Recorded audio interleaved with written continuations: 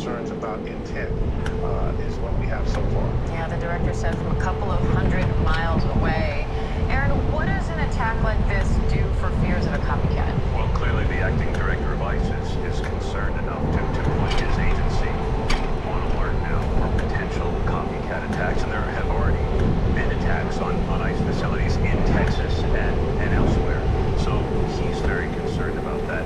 But also the method, as Senator Cruz mentioned, the similarities to the Charlie Kirk shooting, a sniper's position from a couple of hundred yards away, messages on bullets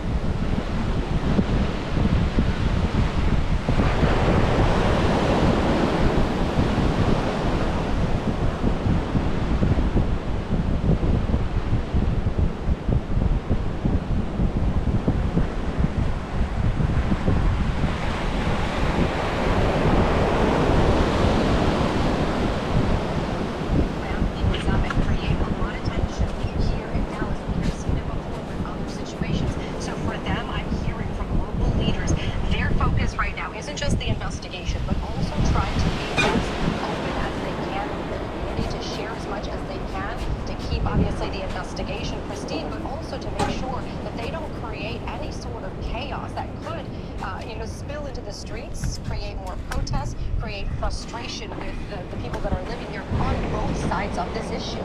And Maria, one of the first things the FBI official there mentioned was the fact that this is just the latest in a series of violent attacks at facilities like this, or attempts. What did you make of that? You know, Diane, I think that not just his reaction and answer, but we have to also look at the ICE agent that was here, Joshua Johnson. And he basically said this is the second time he's had to make this sort of statement regarding, some of his agents being, targeted. He was clearly emotional in his own law enforcement way. He was uncomfortable, you could tell, being up there. I think for them, this is a big concern about what the repercussions could potentially be on the backside of this. I mean, obviously, they want to make sure that the investigation is their utmost priority, but at the same time, I mean, they also want to protect their law enforcement as well. And I think that's the same sentiment that we see from local law enforcement here. Let us focus on the investigation, at the same time protect our law enforcement. But they do have to answer questions, right, about the other people that may have been victims of this shooting, how they will protect them as well moving forward. So, I think for me, what I took away from this was they are trying to do their job, but they are not oblivious to the fact that there is a lot of tension around this particular issue, not just here in Dallas, but around the country as well. And they're trying to mitigate that. All right, Aaron Katursky, Brad Garrett, Pierre Thomas, Maria Villarreal, thank you. We'll be right back. With Thrivent, your financial journey isn't a solo mission. Your money is a tool to support the people, causes, and community you love. Because sometimes all you need to make a difference.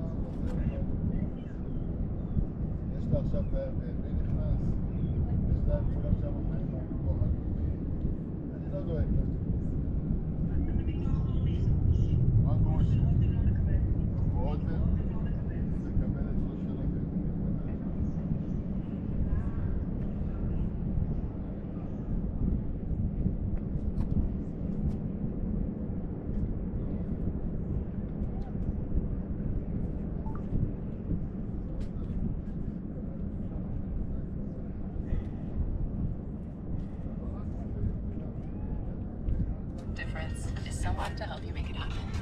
Thrivent, where money means more. The essence of driving is gripping the road, keeping momentum, and responding with precision. A brand by Hankook, a tire that fits Laufen.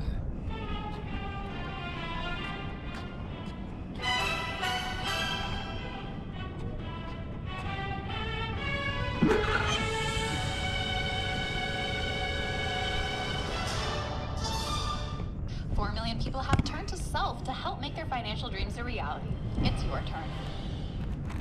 Get 3 times stronger hair with Odell Moisture Repair Shampoo and Conditioner. Get along with your hair. I feel like new sunglasses, like a brand new pair of jeans. I feel like taking chances. I feel like brand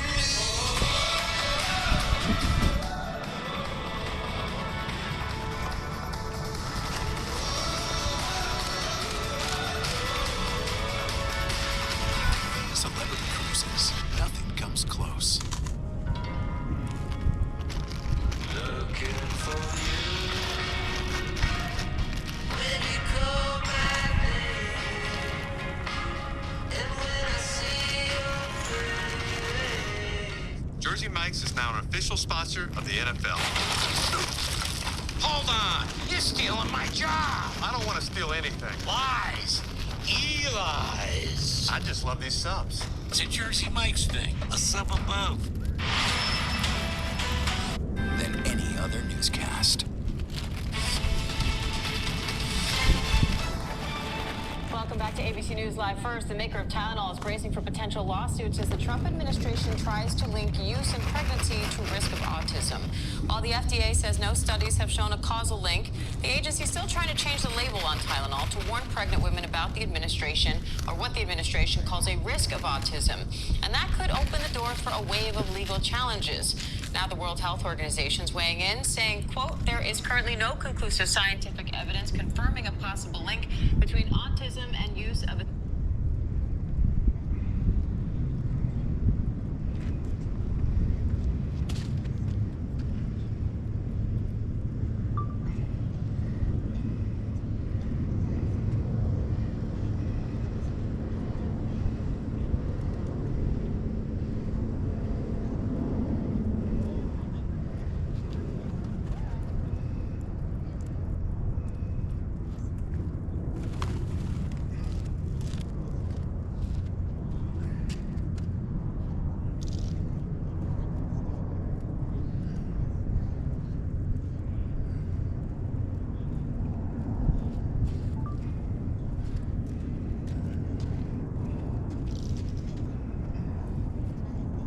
acetaminophen during pregnancy. ABC's Elizabeth Schulze has more on that. Hi, Elizabeth. Hey, Diane, this could really be a legal headache for the maker of Tylenol. Legal experts say that families could now be looking to sue the drug maker after the Trump administration linked the use of acetaminophen in pregnancy to autism. One example of this, the FDA is now trying to change the product label on Tylenol to warn pregnant women about the risk of autism. So a mom who took Tylenol during pregnancy and had a child with autism could point to that change in a lawsuit and say that she should have been warned sooner. Kenvue, the maker of Tylenol, has previously won lawsuits that tried to link the drug to autism. The company tells us, we stand with the science and believe we will continue to be successful in litigation as claims lack legal merit and scientific support. Keep in mind, the FDA is taking a much softer tone than President Trump on this guidance. The head of the agency wrote in a letter to physicians, while an association between acetaminophen and autism has been described in many studies, a causal relationship has not been established. In other words, a key question in these lawsuits would be, how do families show that Tylenol was the cause of autism when the scientific evidence has so far not definitively proven that, and you can't isolate it from many other factors during pregnancy? Diane. All right, Elizabeth Schulze, thank you.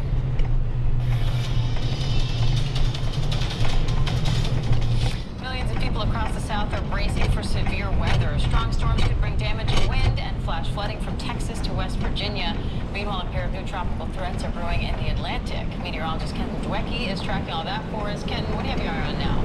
Well, we're really watching those storms across parts of the South at this point, and those storms are going to continue to push out. You can see right here by about 2 p.m. from Nashville down to Greenville, down to Shreveport as well, south of Dallas by that point. And that's heavy rainfall. I can tell you, too, that parts of southern Arkansas have already seen 2 to 4 inches of rainfall. 1 to 2 inches is still possible, so that's a little bit of a weak flooding is happening in that area right now. No major flooding, but when this continues down, we're also going to be watching for damaging wind potential. Likely not going to be a widespread issue, but something that some of these storms could have. You can see by Alexandria there by 5 p.m. Jackson, Mississippi as well, past Nashville by then, and Houston also going to get some showers out of this. Maybe some lightning with you with that as well there for you in Houston. Midnight, you can see by the time it gets to New Orleans, it is going to be really calming down by that point. So New Orleans, you're going to be okay. We're not expecting any severe weather there. But we are watching for this flood threat, and the biggest threat is actually where we're also having a big drought, and it's in the Ohio River Valley. Nashville, you're included in that flood threat today. It's a level 2 out of 4. Also Somerset, also up to Charleston and West Virginia too. So watch for that as these showers and thunderstorms are passing by. Too much rain at once is of course not a good thing, but some rain is going to be beneficial for you, that is for sure. Also in the Atlantic, we now have Category 2 Hurricane Gabrielle. It's heading towards the Azores. There is a hurricane warning in effect for the Azores because you are going to get hurricane effects there in just the next about 48 hours. We're also looking at these 2 areas of concern in the Atlantic. This first one here, this first one that's a little bit farther to the north, that one has a good chance to likely become a named storm in the next about 24 hours. And then that's going to head up likely towards Bermuda as we put on these spaghetti plots here, the models showing where this could potentially go to. And so that's going to be near Bermuda about Monday of next week. Then the second system, it's near Puerto Rico right now, not a tropical system, just thunderstorms, but it could become a tropical system and then stay on the western side of that first system. Likely though, we're going to have a frontal boundary coming off the coast. That's going to keep it away from the American coast, but that's again Sunday, Monday, Tuesday next week. So we're going to keep an eye on it and keep you updated right here. All right, Kent and Jawecki, thank you. And Jimmy Kimmel Live is officially back on the air. Kimmel got a standing ovation as he returned to the stage last night. The late-night host then got emotional during his monologue, saying it was never his intention to make light of Charlie Kirk's murder. Our parent company, Disney, had suspended Kimmel last week after pressure from the FCC over those comments. Now Kimmel is defending free speech and saying the incident could help us all find some common ground. ABC's Trevor Alt has the details. Trevor? Hey, Diane. So Jimmy Kimmel returned with a 17-minute monologue addressing this controversy himself for the first time, saying he never meant to make light of Charlie Kirk's death, and he even thanked some Republicans while still making some jokes at the president's expense.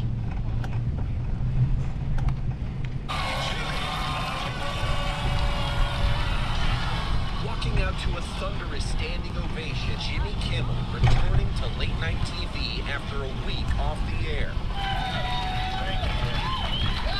Anyway, as I was saying before I was interrupted, Kimmel's show was suspended amid apparent threats from the Trump administration following the host's comments last Monday about the ideology of the alleged shooter in Charlie Kirk's murder. Growing emotional, Kimmel now clarifying his remarks. I do want to make something clear because it's important to me as a human, and that is, you understand that it was never my intention to make light of the murder of a young man. I don't think there's anything funny about it, nor was it my intention to blame any specific group for the actions of what it was obviously a deeply disturbed individual. That was really the opposite of the point I was trying to make. But I understand that to some that felt either ill-timed or unclear, or maybe both. And for those who think I did point a finger, I get why you're upset. If the situation was reversed, there's a good chance I'd have felt the same way. He also praised Kirk's widow during this past weekend's memorial for her husband. On Sunday, Erica Kirk forgave the man who shot her husband. She forgave him. That is an example we should follow. But Kimmel was also back telling jokes, taking a jab at President Trump. You almost have to feel sorry for him. He did his best to cancel me. Instead, he forced millions of people to watch the show. That backfired bigly. After the taping of the show, President Trump weighing in overnight, blasting ABC's decision to put Kimmel back on the air, saying his talent was never there. Why would they want someone back who does so poorly, who's not funny? A statement, Disney said Kimmel's show had been suspended to avoid further inflaming a tense situation at an emotional moment for our country. Kimmel shedding light on what happened behind the scenes. I was not happy when they pulled me off the air on this. I did not agree with that decision, and I told them that, and we had many conversations. I shared my point of view, they shared theirs. We talked it through, and at the end, even though they didn't have to, they really didn't have to. This is a giant company.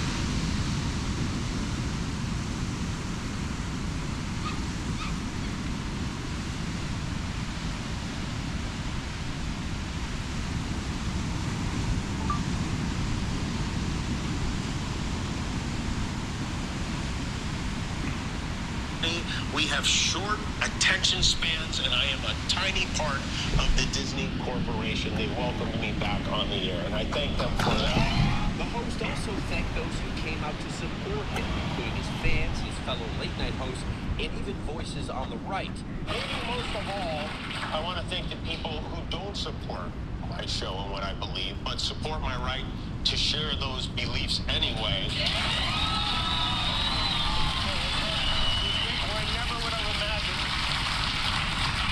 Like Ben Shapiro, Clay Travis, Candace Owens, Mitch McConnell, Rand Paul, even my old pal Ted Cruz. But not everyone was able to watch. Nexstar and Sinclair, media groups that own dozens of local ABC affiliates, are still not broadcasting Jimmy Kimmel Live.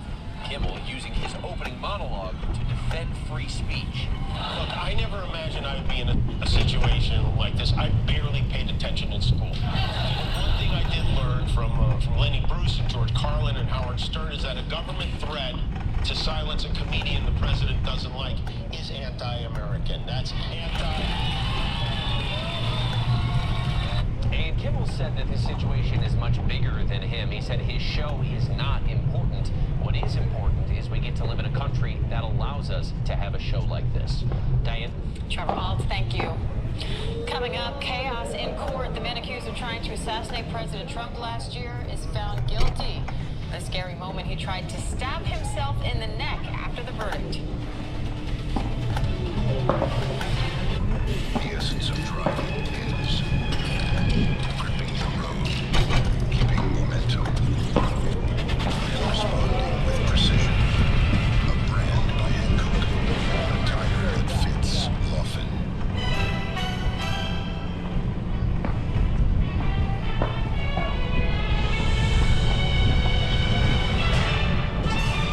I've been trying to quit nicotine for like about 10 years. What helped me actually get there was X program. It's free, it's backed by actual experts, and it doesn't ask you to be perfect. It's just like real support.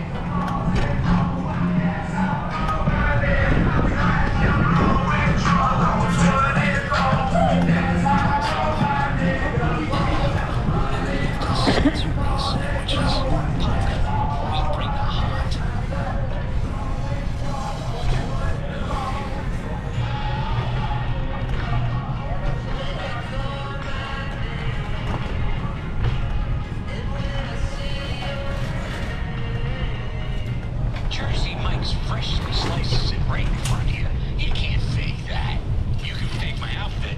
You can fake these haunches. You just can't fake a freshly sliced Jersey sub made the authentic Jersey way since 1956. It's a Jersey Mike's thing.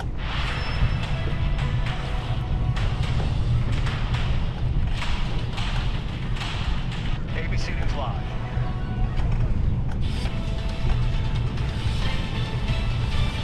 Welcome back to ABC News Live. First, President Trump's would-be assassin is facing a possible life sentence after being found guilty, then trying to stab himself in court. Armed marshals restrained, then forcibly removed the defendant after he tried to stab himself in the neck with a pen. It all happened after the jury convicted him on all counts of trying to assassinate then-candidate Trump on a Florida golf course last year. ABC's Victor Kendo's in Miami with the details. Hi, Victor. Ryan Ruth waking up behind bars, guilty on all accounts of attempting to assassinate Donald Trump on his golf course in West Palm Beach, Florida last September. The dramatic moments in court, Ruth attempting to stab himself in the neck with a pen, officers swarming him and dragging him out of the room. His daughter yelling out to her father as he's taken away. Sources tell us he was left with only marks and bruises. That Secret Service audio played during the trial. One agent firing at Ruth after spotting a rifle pointing out of the bushes. The individual was inside that tree line. All units, be advised, it looked like an AK-47 style assault rifle. Ruth fleeing from the scene, later arrested on the side of a road. The trial 1 year after the incident, lasting just 12 days, with Ruth representing himself. President Trump raising the verdict, saying justice was served. I'm very appreciative of the justice that was given and the way it was handled by Pam Bondi and Todd Blanche and everybody that it's been, and their team of people. Ruth only calling 3 witnesses in his defense. In his closing arguments, the 59-year-old spoke about himself in the third person, telling the jury the prime opportunity was there for the defendant to shoot the president, and yet the trigger was never pulled, arguing he is innocent. This human being does not have the capability to harm another human being. Root now faces up to life in prison. He'll be sentenced in December. Diane? Victor Kendo, thank you. And an investigation's underway at a French airport after one plane nearly landed on top of another. An EasyJet plane was waiting to take off from Nice at the start of the runway when a Nouvelle Air flight came in to land on that same runway. The airport says the Nouvelle flight pulled up last minute, missing a collision by just 10 to 20 feet. Reports say the inbound jet may have approached the wrong runway in bad weather. I'm Diane Macedo. The news never stops, and neither do we. We have a lot more news right after the break. Stay with us.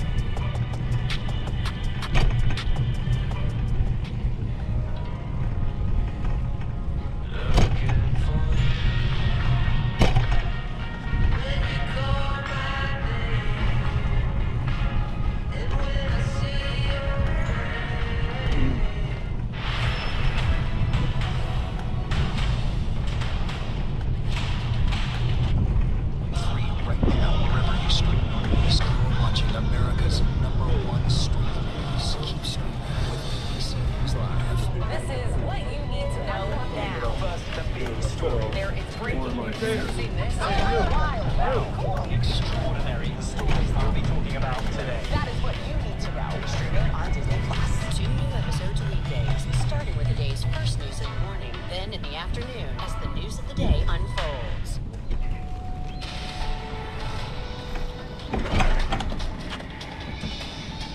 Hi, I'm Diane Macedo. We have breaking news. Officials have just given an update on the deadly shooting at a Dallas ICE facility. Dallas police confirmed 4 people were shot and 2 dead. They say no law enforcement were injured in that shooting. Earlier today, the acting ICE director, Todd Lyons, also told us the shooter is also dead from a self-inflicted gunshot after opening fire from a sniper position. FBI Director Kash Patel posted this picture on social media saying an initial review of the evidence shows an ideological motive behind this attack. One unused shell casing has the phrase anti-ICE on it.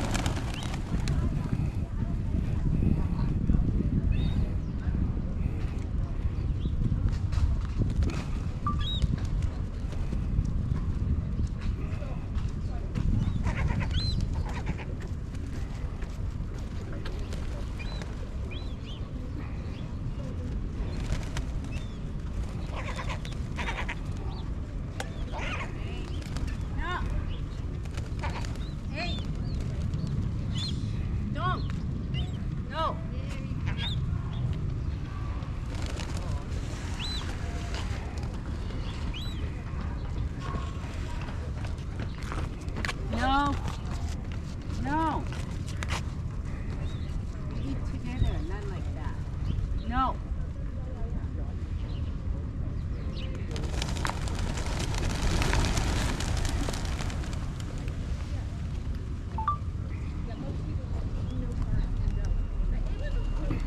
On it. This is the 3rd significant incident at a Department of Homeland Security facility, that is. Senator Ted Cruz is now calling on the acts of violence to end. This needs to stop. Violence is wrong. Politically motivated violence is wrong. It was 2 weeks ago today that we saw a political assassination in Utah that tore the heart out of much of this country. This is the 3rd shooting in Texas directed at ICE or CBP. This must stop. And let's bring in Justice reporter Luke Barr for more on this. Luke, what's the latest on this investigation? Well, Diane, the FBI special agent in charge there in Dallas said this is, quote, an act of targeted violence against what it appears to be, according to the special agent in charge there, ICE.